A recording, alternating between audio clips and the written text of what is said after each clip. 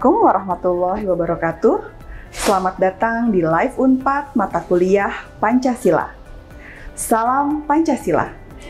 Perkenalkan, saya Deviana Yuanitasari. Dalam kesempatan ini, saya akan memaparkan materi ke-8 Pancasila sebagai sistem filsafat. Tujuan dari pokok bahasan ini supaya mahasiswa mengetahui mengenai pengertian filsafat dan filsafat Pancasila, Pancasila sebagai suatu sistem filsafat, landasan ontologis Pancasila, landasan epistemologis Pancasila, dan landasan aksiologis Pancasila. Teman-teman mahasiswa, pertama-tama saya akan menjelaskan mengenai arti dari filsafat. Istilah filsafat secara etimologis merupakan padanan kata falsafah dalam bahasa Arab dan filosofi dalam bahasa Inggris, yang berasal dari bahasa Yunani, filosofia. Kata filosofia merupakan kata majemuk yang tersusun dari kata philos atau philei, yang berarti kekasih, sahabat, dan mencintai. Dan kata sophia yang berarti kebijaksanaan, hikmat, kearifan, dan pengetahuan. Selanjutnya, ada 3 jenis masalah kefilsafatan yang utama, yaitu keberadaan, pengetahuan, dan nilai-nilai. Yang pertama, masalah-masalah keberadaan atau being atau eksistensi, atau dalam bahasa Inggris disebut existence. Yang kedua, masalah-masalah pengetahuan atau knowledge maupun kebenaran atau truth. Dan yang ketiga, masalah-masalah nilai-nilai atau values. Teman-teman mahasiswa yang saya banggakan, Pancasila sebagai filsafat mengandung pandangan, nilai, dan pemikiran yang dapat menjadi substansi dan isi pembentukan ideologi Pancasila. Filsafat Pancasila dapat didefinisikan secara ringkas sebagai refleksi kritis dan rasional tentang Pancasila sebagai dasar negara dan kenyataan budaya bangsa dengan tujuan untuk mendapatkan pokok-pokok pengertiannya yang mendasar dan menyeluruh. Pancasila dikatakan sebagai filsafat karena Pancasila merupakan hasil perenungan jiwa yang mendalam yang dilakukan oleh the founding father kita, yang dituangkan dalam suatu sistem. Sehingga pembahasan mengenai Pancasila sebagai sistem filsafat dapat dilakukan dengan cara deduktif dan induktif.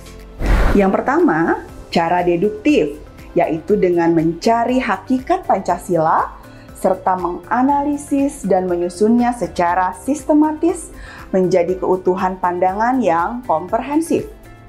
Yang kedua, cara induktif, yaitu dengan mengamati gejala-gejala sosial budaya masyarakat, merefleksikannya, dan menarik arti dan makna yang hakiki dari gejala-gejala. Selanjutnya, saya akan menjelaskan mengenai kajian Pancasila sebagai filsafat secara ontologis, epistemologis, dan aksiologis. Yang pertama, secara ontologis, penyelidikan Pancasila sebagai filsafat dimaksudkan sebagai upaya untuk mengetahui hakikat dasar dari sila-sila Pancasila. Pancasila yang terdiri atas 5 sila, setiap silanya bukanlah merupakan asas yang berdiri sendiri-sendiri, melainkan memiliki satu kesatuan dasar ontologis. Dasar ontologis Pancasila pada hakikatnya adalah manusia yang memiliki hakikat mutlak, yaitu monopluralis dan monodualis.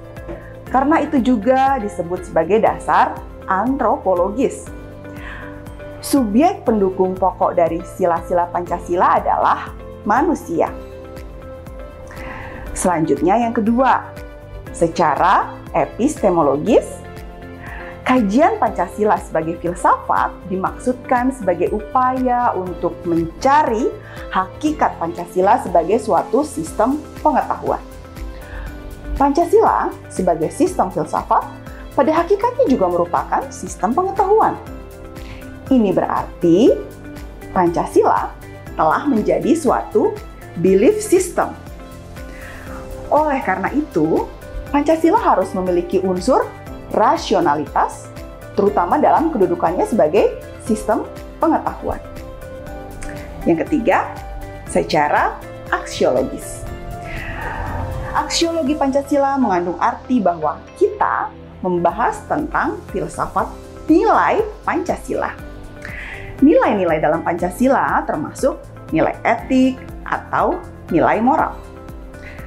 Secara aksiologis, bangsa Indonesia merupakan pendukung nilai-nilai Pancasila atau subscriber of value Pancasila, yaitu bangsa yang berketuhanan, yang berkemanusiaan, yang berpersatuan, yang berkerakyatan, dan berkeadilan sosial.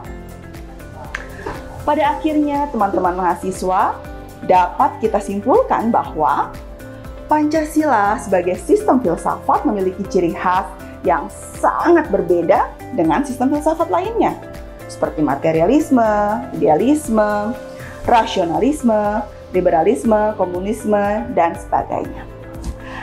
Demikian paparan dan penjelasan tentang Pancasila sebagai sistem filsafat. Sampai bertemu lagi di Unpad Live dengan pembahasan materi yang lain. Terima kasih dan salam Pancasila. Wassalamualaikum warahmatullahi wabarakatuh.